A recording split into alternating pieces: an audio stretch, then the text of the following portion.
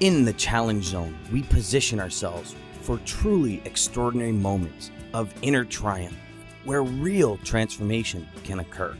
When we give unbridled passion, spirit, and effort to a worthwhile goal, we step beyond the comfort zone and into the challenge zone. It is in this uncharted territory we open up the possibility to overcome a lifetime of fear and doubt.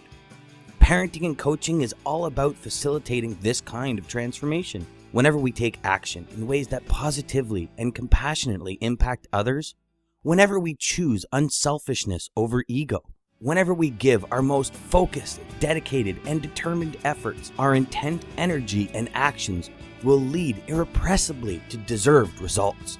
However, indeed we may begin to wonder, as time goes on, if a lifetime of planting will ever result in a richly deserved harvest. But when things seem the darkest and your life circumstances are most unjust and unfulfilling, remember, faith has no limit. The rewards for living your word and holding tenaciously to hope and possibility cannot be denied. In simply making decisions and taking action, you've already succeeded. The instant you know you deserve the best, it's yours.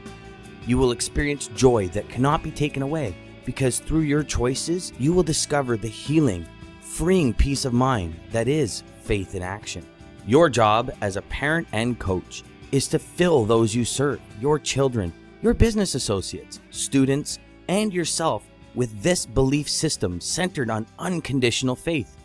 Through the eyes of a coach, you'll see others' greatness the instant you believe it. Everybody take a nice deep breath in, let it all the way out, and relax. We are about to embark on some incredible stories. We're going to have so much fun because stories are rich with our hearts. And this first story is really my very favorite. And it's a story that, though, two things. One, it'll bring out a little bit of my background, right? But more importantly, first, it's a story about all of us. You're going to see somebody you love in it, whether it's your child, whether it's somebody you work with, maybe yourself. And secondly, it will absolutely point clearly what every single one of these stories is ultimately leading to, which is about breaking through from fear to freedom and from failure to faith. So I love the chance to share this first story with you. So a little bit of background. I went to Stanford University a very long time ago. We won't mention any years. But like most people going to college, I was trying to figure out, what am I going to do with this thing called my life? And though I loved going to school, I learned something really fast. What I learned was what I loved the most was not at school. What I loved the most was what I did in the summers to put myself through school, that and mega loans, which I didn't love. And what I loved the most was teaching and coaching swimming. That's what I did in the summers, and I loved it. Because I'd start out the summer with a group of little kids who had no clue what they were doing. They had no stroke technique. They'd never set goals. They'd never been working as a team before. And I loved these kids, and I put my heart and soul in them. And by the end of the summer, they would improve so much that both individually and collectively, that when I went back to school, I just couldn't stop thinking about these kids. And we'd write letters back and forth. So when time came to graduate, my buddies thought I was crazy because they're going to medical school and law school and business school. And I'd been lucky enough to do pretty well at school. But what I decided was one thing: I'm going to do what I love. And what I loved was clear. It was coaching. And so that's what I did. And I started my own swimming team. It was in Southern California. It was a small swimming team. We started off with 15 little kids, all between the ages of 7 and 9 years old. But over the next 8 years, that team was my life. And let me make a promise to each and every person. That is, if anybody puts your whole heart and soul into anything with what's inside of you for 8 years, pretty cool things will happen. And our little tiny team grew from these 15 little kids. 8 years later, we were the largest privately owned swimming team in the United States at that time. We had 275 swimmers, and all kinds of cool things happened. We finished third and then second at the junior national championships, top 10 senior national championships. Probably the coolest thing was that 44 of the kids that I coached earned full college scholarships from the University of Hawaii to the University of Miami. But the story that will start us on our path today was about one of the kids I coached for all 8 years who was never a star. And her name was Allison. And the first thing I want you to do is get a visual image of Allison, because I'll bet you every single person listening to this CD, if you were thinking about recruiting somebody into a field that you knew a lot about, you know exactly the kinds of qualities and characteristics you would be recruiting for. Well, swim coaches are exactly the same.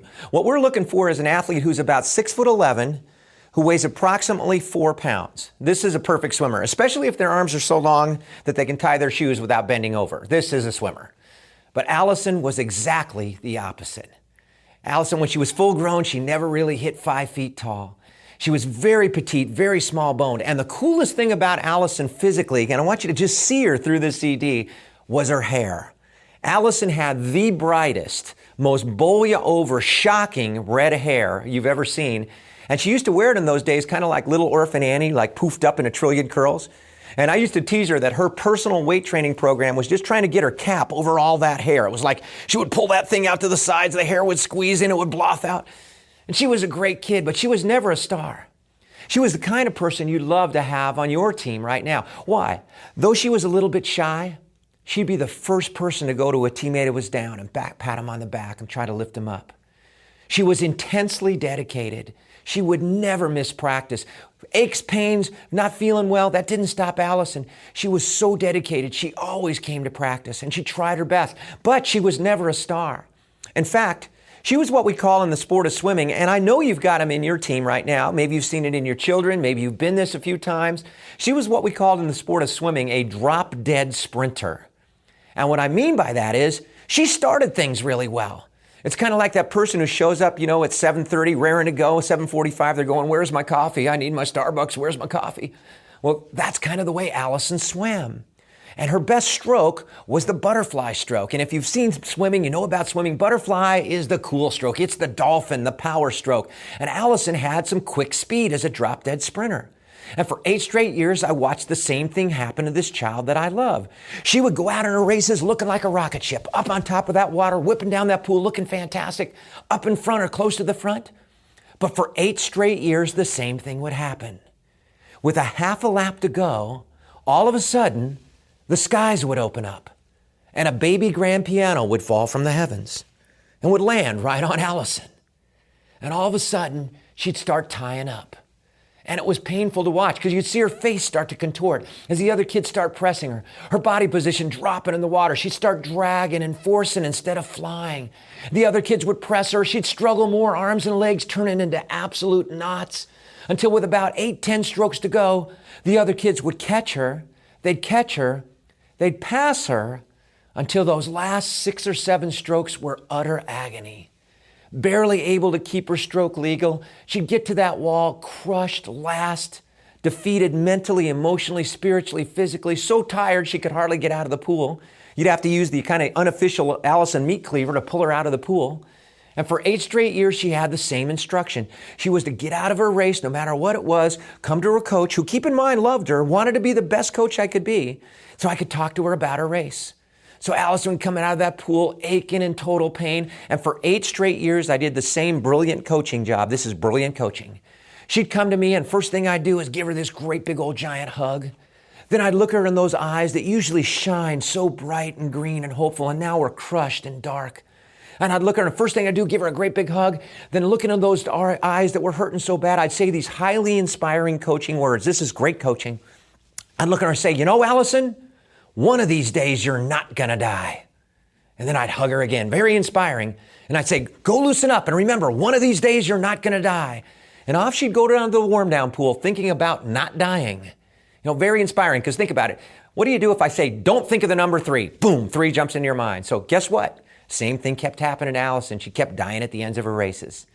Now, the big deal in age group swimming is just like it is in our lives, just like it is in our jobs as we're working our way through life. It's to improve, to grow, to move to higher levels of promise and possibility. And the thing that you're going for in swimming is to qualify for higher and higher levels of competition. And the big one that the kids strove for was called the Junior Olympics.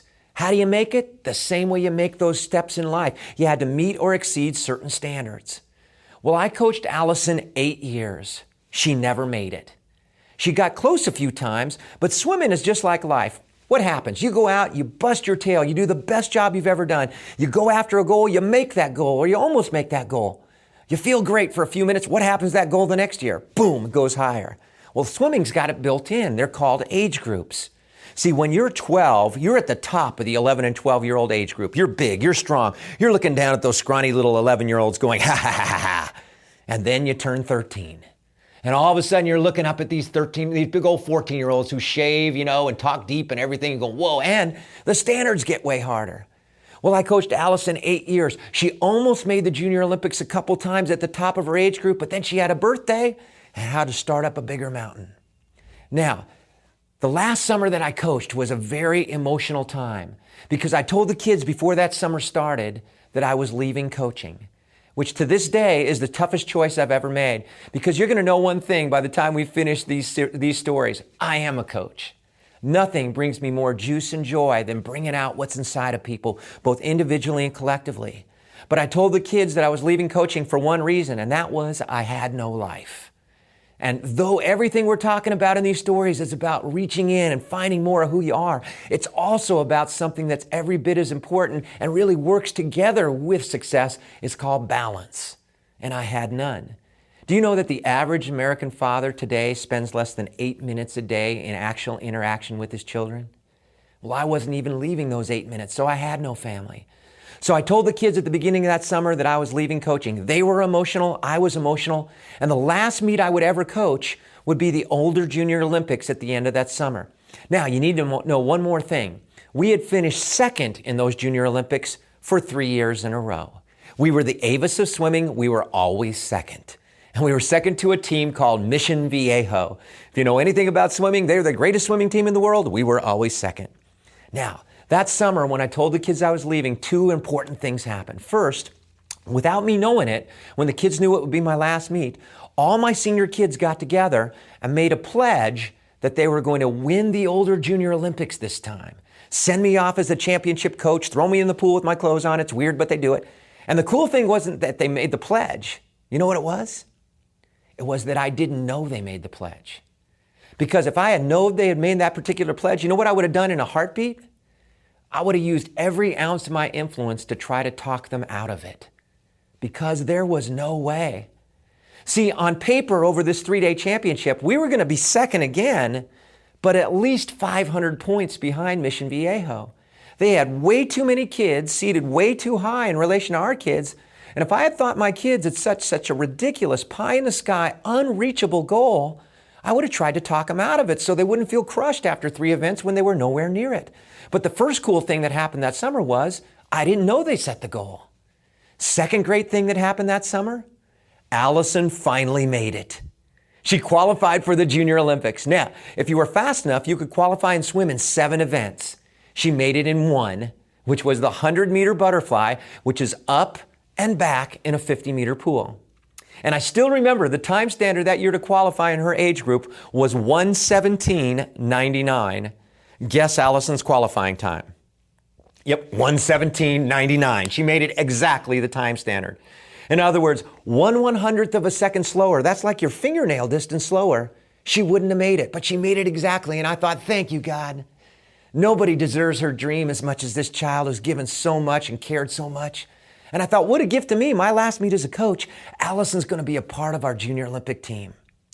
So here it comes finally, my last meet as a coach, the Junior Olympics. Now, I'm a very early person, and I'm the first one there. Well, the first swimmer on my team who shows up at the Junior Olympics that day is Allison. And her hair is blothed out more than usual. Her eyes are shining. She is like bouncing off the wall, so excited. And I smile at her. She looks so enthusiastic. And then I go to do my normal thing, the same thing you do at the beginning of your work day, your work week. The first thing I did at the Junior Olympics was go check my information, which is the seating sheets, to see the order of events, see where our kids are placed. And I noticed that the very first event of the whole Junior Olympics is Allison's one event. And there are 64 girls who have qualified in her age group in the 100-meter butterfly. Now, she's on the top line, which means she's the slowest of the 64 girls. But in my analytical coaching mind, I go, that's okay. In fact, that's darn lucky.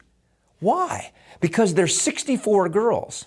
Well, there's 8 lanes in a championship pool. 8 goes into 64 evenly, which means she's going to be in heat 1, which I knew she'd be in, being the slowest. But because there's 64 girls, she'll be in heat 1, lane 8, right next to the edge of the pool, and I'm thinking maybe we could yell really loud, scare her into finishing well for once in her life. Now, the things you do with a junior Olympic group of kids is the same thing that you do when you welcome new people into your team, when you bring in new associates, when you bring people into your home. The first thing you want to do with those people who are revved and nervous is get them relaxed, get them oriented, get them acclimated so they can perform. So the first thing I would do with my swimmers is send them on a long, easy, loosen up warm-up. Get them to gradually warm up those muscles. Every pool looks different. Every pool feels different. After their muscles begin to warm up, have them practice their turns and their starts. And then once they're warmed up, it's time to get them revved. The same thing you do once you've got that orientation done with that new employee. Now you want to put them on the firing line a little bit. Get them revved, get them pumped, let them know they can do it. So as a coach, what I would do is I would stand halfway down the pool at the 25-meter mark. And then one by one, I'd have each of my swimmers do all-out 25-meter sprints, going as fast as they could. Get them revved, get them psyched, get them pumped. So there's little Allison up on the block, hair blocked out, green eyes shining, thinking, I'm so cool, I'm a Junior Olympics. I smile at her because she's just beaming. I go, ready? Hop, boom, she hits the water. She's whipping down that pool. Her hips are flying. She's looking fantastic. She is just flying on top of the water. Remember, she's a quick drop-dead sprinter anyways. She whips by me at the 25-meter mark. I hit my timer. It's her best 25 by 0.2 of a second, which is quite a lot in 25 meters. And I don't know whether it was how great she looked when she swam that 25 or what her face looked like when I told her time, but something started to break through my thick skull. And I got an idea. And I looked at her and I said, Allison, how do you feel? She goes, Coach, I feel great. I said, Allison, you look awesome. When I said that, I think her hair actually got redder. I said, Allison, you look awesome. I got an idea. She goes, what is it, Coach? I said, Allison, did you know that when you swim this 100-meter butterfly this morning, you're going to be in the very first heat of the whole Junior Olympics right here in the same lane, lane 8, where you just did that awesome sprint? She goes, cool, it's my lucky lane, lucky lane. I go, Allison, will you just listen? I said, Allison, when you swim this 100-meter butterfly, I'm going to stand right where we are right now at the 75-meter mark. So you've swam 50 meters, you've made your turn, you've come back, you'll have a half a lap to go. I'm going to be standing right here. Now she's kind of curious. She goes, okay. I said, Allison, when you breathe at 75 meters, now in butterfly, you breathe with your chin up, ears out of the water. You can hear really well, especially in the outside lane. I said, Allison, when you get to 75 meters and you take a breath, I'm going to yell one word to you. Now she's really into it. She says, what's the word, Coach? I said, the word is the word now. She goes, great. And then she thinks about it for a second. She goes, Coach, what's that mean? Now, I don't get it. That's not a swimming word. I said, Allison, when you hear the word now at 75 meters, I want you to envision and pretend that you just dove in the pool and are swimming the same 25-meter sprint you did just now when you did your awesome sprint. Remember how great you felt, how high on the water, how you were flying? She kind of thinks about it for a second. She goes, yeah. I go, what's the word? She goes, now. I said, that's right, go check in. She skips off going now, now, now, now, now, now. Now, whenever you get a breakthrough idea, oftentimes the best part of that idea is not that idea. It's just that it breaks through. It opens your mind up to new possibilities. See, I believe a closed mind is an incredibly good thing to lose. So when I got this idea now, I got another idea. See, I knew that swimming, just like your team, just like your business, just like your family, is absolutely positively a team sport. We have no idea how much we mean to each other, how much our energy is affecting each of us in every moment. But I saw it every day in practice, how everybody's energy affected everybody. So knowing this, I always did the same thing at my swim meets. I would send all of my kids to the end of the pool to cheer their teammates on when they got to the turn. But when I thought of this now thing, I got another idea. And instead of sending all the kids, we had about 100 total kids at Older Junior Olympics, instead of sending all of them to the end of the pool, as I always had before, I only sent half of them, about 50 kids. And then I gathered the other 50 kids and I had them get right behind me at 75 meters, squeezed in tight. And I said, listen, when Allison swims in this first heat of the 100-meter butterfly and she gets to 75 meters and she takes a breath, I'm going to give you this signal with my right hand going down. Boom. When my right hand goes down, your job is to yell now so loud, water flies out of the pool, the bleachers break, and we scare into finishing well for once in your life. Can you do it? And these kids, they got all this nervous energy. They go, yeah, Coach, we can do it. We can do it. I got to tell you the truth. I knew my kids. And I hoped and prayed that with everything we thought of, with the 50 kids at the end of the pool cheering on at the turn, with the 50 kids behind me at 75 meters, with them yelling now so loud that the bleachers actually did break, and then hopefully with the pool being like slightly tilted downhill on the last 25 meters. With all of that and God's grace, maybe Allison could go 1:17.5 or 6. Maybe she could improve 3, 4, 5/10ths of a second, because I knew that the swim of her life had been the swim that got her into the Junior Olympics only a few weeks before. And I was just hoping and praying that she could improve a little bit, first for how good she'd feel inside to improve, but also to get our team off to a good start. So here it comes, the dream of this child coming true. The Junior Olympics, the last meet I'll ever coach, first heat, little shrimpy Allison out in lane 8, hair blothed out, green eyes shining, thinking now. The other 7 swimmers are getting all ready to go, and the starter gets everybody in the swim stadium dead quiet. And he says, judges and timers ready. Swimmers, take your mark. Boom, gun goes up. Phew. Allison hits the water. She's whipping down the pool. Her hips are flying. She's looking fantastic. Her timing's perfect. She's driving. By 25 meters, she's a body length ahead of the second place girl. And everybody on our team is getting totally excited, except me, because she's always ahead of 25 meters. It's the last 25 that I'm worried about. But then the first magic started. Because every time she took a stroke from 25 meters, as she went towards that turn at 50 meters, what did she see right out in front of her? Yeah, she saw her teammates. What were they doing? Cheering. And I don't mean they were giving her the Royal British cheer. They're not going, oh, good luck. I hope you do well. Lovely. They're going nuts. Their faces are illuminated. They're bright red. They're screaming at the tops of their lungs, go, Allison. What did they see as they looked down the pool at Allison? You know what they saw? They saw themselves. Why? Because they're from the same team, the same preparation, the same training, the same peaking. If she does great, what does it mean to each and every one of them? Yeah, it means they're going to do great. You talk about electricity. You talk about filling each other up. She filled up with their energy. They filled up with her energy. And incidentally, who were those 50 kids in Allison's mind who were cheering her lungs out for her? Besides her teammates and her friends, who were those 50 kids to Allison? You know who they were? They were her heroes. They were the kids that for 8 years she dreamt of being on their team. The Junior Olympians, the kids she always looked up to. Never underestimate the impact of your recognition, acknowledgement, and praise of the people who look to you the way Allison looked to them. You talk about somebody filling up with spirit. She just caught fire. She drove into that turn. She's looking fantastic. These kids at the end of the pool going nuts. She hits that turn at 50 meters, does the best turn I ever saw her do in her life. These kids going crazy. I hit my stopwatch, get her 50-meter time. I go, this is great. She could still die and do a great time. And then something happened that I will treasure for as long as I live. Through no coaching of mine, because I flat out didn't think of it. But when Allison came flying out of that turn, all 50 of her teammates at the end of that pool were so with her, so synergized, so connected, so inspired. They got the same spontaneous idea. And as Allison flew out of that turn, all 50 of these kids, as one, came running around the corner of the pool. Remember, they're right by lane 8 anyways, started running to catch up with the other 50 crazy kids who are stacked up behind me. And I mean, they're running over people. All of a sudden, I've got 100 crazy kids squeezed up behind me. And I got to tell you, I was just a little worried they're going to bump me in on my swimmer and get her disqualified. And here comes Allison at 80 meters, still looking pretty good. 77 meters, still looking pretty good. She gets to 75 meters, she takes a breath. I give that hand signal. You hear this now, so loud. I do think those bleachers creaked a little bit. I'm pretty sure some water flew out of the pool. And then something happened that changed the way I see. You see, 75 meters for Allison is the same line that every one of our children is going to face in their lives, maybe today.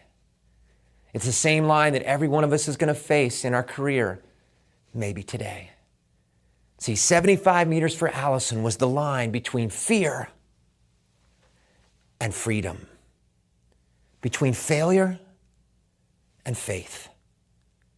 And for 8 straight years, I suddenly realized for 8 straight years, I, more than anyone else, had taught her to fear and taught her to fail. Because of the way that I saw her at that 75-meter mark, just waiting for her to fall apart. But all of a sudden, when this little girl heard this now from these 100 crazy kids, something started to shake free inside of her. And she started climbing up on top of that water. She started flying towards that finish. She looked kind of like Miss Budweiser, the hydroplane, whipping down some lake with about 8 strokes to go, which is incredibly difficult in a 100-meter butterfly because it takes so much oxygen. She fills up those little lungs with every ounce of oxygen she can hold, head down, refusing to breathe, head down, driving, bam, bam, bam, stroke, stroke, stroke, stroke, bam. She hits the wall. She looks down the other 7 lanes. There's nobody there. She told me later she thought they already finished and got out. I look at my watch. I shake the bugger. I tap it. See, I had hoped and prayed with everything perfect, maybe Allison could go 1:17.5 or 6. And believe me, I knew my kids. At least I thought I did. Allison had gone 1:05.9. She had finished more than 12 bodies ahead in a 100-meter race. And I couldn't move. I'm standing there shaking. Now, I had kids improve immensely before throughout the years, but none so far beyond what I saw as their possibilities. And I couldn't move. I'm standing there shaking. Now, how do you think Allison felt having gone 12 seconds faster than she's ever done in her life? She didn't climb out of the pool. She didn't even jump out of the pool. She merely levitated out of the pool. And she came whipping around, spinning to me in circles, arms up, going 1:05.9, 1:05.9, 1:05.9. Got to me, call me quick. At least I didn't say, well, at least you didn't die, Allison. I didn't know what to say to her. I was so stunned. I was trying to think of something coachy to say. Finally, I kind of whisper, I go, Allison, that was unbelievable. Why don't you go loosen up? And she kind of skips off like she really had to loosen up. She goes, okay, coach. Now, keep in mind that this was just the first of 8 qualifying heats. See, the morning swims are about only one thing, and that is about qualifying for the finals that night. And only the 8 fastest of those 64 will qualify for the finals that night. Well, Allison moved from number 64 to qualifying first, which brings us to the first breakthrough idea we're going to get through these stories. And it's a huge one because every story reaches down into this part. And it has to do with that line, that 75-meter mark between fear and freedom, between failure and faith. And it says something incredible.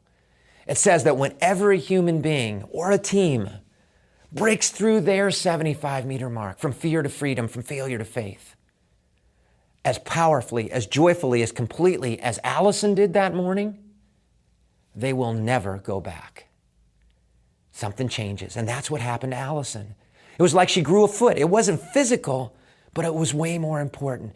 It was in her spirit, in her faith. See, for the first time in her life, this beautiful, precious child actually knew instead of hoped that she was somebody. And she was different.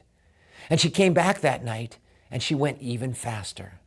Now, she still maintained a lot of her great qualities, one of which was humility. She was probably the most humble person you could imagine. In fact, the girl who qualified second to Allison that morning, who would be swimming right beside her in lane 5 in the finals that night, was Allison's all-time swimming hero. This girl had made the junior nationals at 12 and a half years old. Allison had cut out her picture from Swimming World magazine, had it hanging up above her bed in her bedroom. It's probably the only time that a fastest junior Olympic qualifier hoped to get an autograph from the second fastest qualifier on the way to the final. But Allison was different. And she came back that night and she went even faster. In fact, by that same 75-meter mark, she and her hero in lane 5 had completely pulled away from the rest of the field. It was person on person. It was kind of like McGuire and Sosa in baseball a few years ago. Each one bringing more out of the other. They get inside the flags with less than 10 meters to go. They are dead even. Our kids screaming, their kids screaming, heads down driving. Bam, bam, bam, bam, bam, boom. They hit the wall. It was so close that looking above water, you couldn't call the placing, you couldn't call the finish. There was one splash. So everybody in that entire swim stadium whips their head around, looks up at a big electronic scoreboard because the kids had hit an automatic touchpad in the water and their time and place is flashed out to the 100th of a second. Well, Allison had finished second by 2/100ths of a second. But she had gone even faster. She had gone 1:05.69. And something phenomenal happened then. You know what it was? It was when Allison finished second, she still knew she was a champion. How many times have you seen somebody you love, your child, your teammate, yourself, go out and do the best job of your life? Put out more effort, put out more energy, better performance, but you finish second or 17th, or you got a B+. And in our culture, we've been raised with a definition of success that says there is one winner Therefore, everyone else, not someone else, is a what? Is a loser. We didn't teach that. We live by a definition of success shared by my mentor and dear friend, John Wooden, who said that success is peace of mind. And it comes from knowing that you've given the best of which you're capable. In other words, if you have to look at the scoreboard, you don't know. You have to judge it by what you put in. And in this pivotal moment, Allison actually got it. Right? In fact, when she finished the race and she looked up and saw where she finished, her hero in lane 5 leans over the lane line, gives Allison this giant hug, looks at her with a big grin, says, "Allison, that was an awesome race." Allison jumps out of the pool beaming. She skips by me. She says, "Coach, I don't need to talk to you. She said I did an awesome race." I got to tell you, that was one of the best moments in my coaching life, because how easily she could have felt crushed when she gave it all and needed to feel nothing but joy. Now, something else happened to our team that morning after Allison went 105.9 that's at the heart of every one of us who wants to bring out others, something that I now call the Allison factor. See, after Allison went 105.9, our kids started going bonkers. If they were seated 40th, they'd qualify 7th and make a final. If I thought with a great swim they could improve 1 second, they'd improve 3, 4, 5 seconds. This was the best coaching job of my entire career. For 3 days, I stood on the side of the pool and went, "Wow, oh my gosh, ooh." Every now and then I'd throw in a, go loosen up so I'd sound like a coach, but mostly I'm just trying not to mess it up. Didn't stop there. See, there was another teammate that day who was deeply impacted, somebody who's going to mean a lot to many of the people listening to this CD. I know it means a ton to me. And it was somebody who did not swim. It was a teammate by the name of Allison's father. Now, I had known this man for 8 years. He was a very nice man, but I would say arguably the least emotional humanoid on the planet. Now, I knew he cared about his daughter from one clue, and that was he often showed up. But that was it. He never cheered for her. He never went to her and put his arms around her to console her when she did poorly or to congratulate her when she did well. In fact, he had the same MO, whether it was a practice or a meet. He was a voracious reader. He would bring these big, thick novels, get as far away from the action as he could, and he would simply read that novel. But that morning when Allison went 105.9, as I'm still standing there shaking and stunned, I watched this least emotional humanoid on the planet come out of the stands towards me, walking sort of like Frankenstein's monster, barely able to hold himself together. He gets up to me, before I can think of it, this man who's never shown the slightest emotion, he throws his arms around me. He's holding me so close that I can feel his heart pounding in my chest. He's shaking so bad, he's just quivering like he just can't hold himself still. And he's not talking. He's holding me for 10, 15 seconds, just holding me so close. Finally, he lets go of me enough to put his hands on my shoulders. He's shaking like a leaf. And I look into this man's face, this man who's never shown the slightest emotion, and he is pouring tears, which is deep trouble for me because I cry at openings of supermarkets. This guy's crying, I'm going to cry, nobody's talking. And finally, after another few seconds of just shaking and looking at me with this incredible look of awe and wonder in his eyes, he ekes out the question he came to ask me. And as he's holding me by my shoulders, he looks me in the eye and says, "What did you do to her?" And I said something brilliant like, "I have no idea." And then I said something that was much more accurate and much more appropriate. I said, "You know what? There was so much more in Allison than I ever dreamed of. She had it all the time. I just didn't see it. She's incredible. She did it." Well, this man hugged me again. He held me for another 5, 10 seconds, shaking like a leaf, and then he wobbled off. Probably my favorite part of the story today, because nothing means more to me than being a husband and a father. That night, something even better happened than Allison going faster. In fact, something maybe even a little bit better than her knowing she was a champion even though she finished second. Because that night when Allison swam her final, standing right behind her timers in lane 4, illegally I might add, was her daddy. And he cheered his lungs out for his little girl. In fact, probably the only person in that swim stadium who didn't bother to look up at the scoreboard to see where she'd finished was her daddy. He was too busy, because as soon as he could, he rushed to the edge of the pool. He reached down, he picked her up, he put her in his arms, he's holding her close, he's leaning back, he's crying, he's laughing, he's getting soaking wet. He's telling her how beautiful she is, how proud he is to be her daddy, how much he loves her. And when I saw Allison in her daddy's arms, I realized something about breaking through that I've never forgotten. I realized in that moment that we never, ever, ever, ever break through alone. Whenever we break through in any way, we move a little from ego to we go. We become a little more patient. We become a little more energized. We become a little more understanding. We cannot help but affect the people who mean the most to us because it shines right through who we are. But I saw it in her daddy's arms that day. Now, this is pretty emotional. It's just the first final. Heck, I'm in the frozen food section for a guy who cries at openings at supermarkets. But that Allison factor was so strong in our kids. I watched for 2 days as our kids kept doing so much better. We get to the final event of the Junior Olympics 2 nights later. The boys, 15 to 18-year-old 400-meter freestyle relay. We are seated 5th. Mission Viejo is seated 1st. However, if we manage to win that relay and they finish 2nd, we will win the older Junior Olympics by 2 points. And I'm talking 25:57 to 25:55. And I remember right before that relay thinking to myself, I can't believe we got this close. And it's over. Why? Because they're seated 1st because they're that good. We're seated 5th because we're about that good. Well, that's the last time I ever underestimated the power of the Allison factor. Because I watched the first 3 of our boys on that relay team so obliterate their personal bests that as we dove in with 100 meters to go in that last relay, the last meet I'd ever coach, we were about a foot behind Mission Viejo. It was a 2-team race.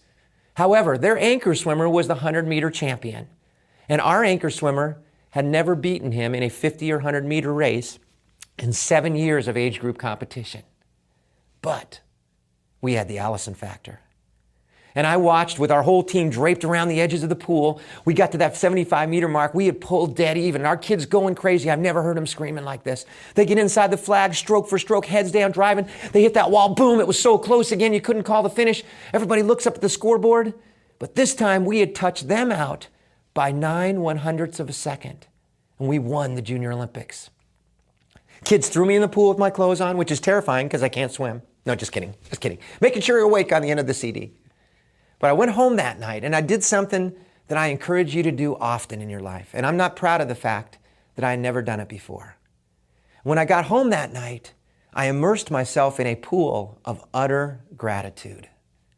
I thought about the thousands of kids that I'd had a chance to be working with as a coach. And it was then that I realized, perhaps for the first time, that they had been my coach, maybe more than I'd ever been their coach.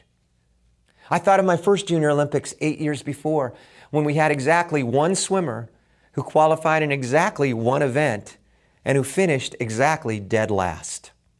And I remember at that time thinking to myself, I certainly didn't say it out loud, someday we're going to be Junior Olympic champions. And these kids had done it. But then I asked a question, and that's at the heart of being a parent, of being a team player, of bringing out anything that's inside of other people. I asked myself, if I was to have picked the one person on my team before the Junior Olympics started, who I was quite certain had the least chance to make the biggest difference, who'd it have been? Sure, it'd have been Allison. Why? She had only one event. If you were fast enough, you could swim 7. She was the slowest possible person in that race. But there was only one reason that made any difference from where I stood. And you know what it was? I had already decided she'd done as well as she could have before I gave her a chance to change. Allison taught me to look for Allison in everyone, even in the mirror when I'm not feeling real good about who I see. Allison taught me to look for Allison. And the very best part of this story, Allison's right with you today. Allison's with all of us. Allison is sitting right where you're sitting. And the goal of this entire program, through these stories of inspiration, some perspiration, of definitely determination, but mostly about breaking through, is to open up our possibilities that breakthroughs like Allison are available to every one of us in every precious moment.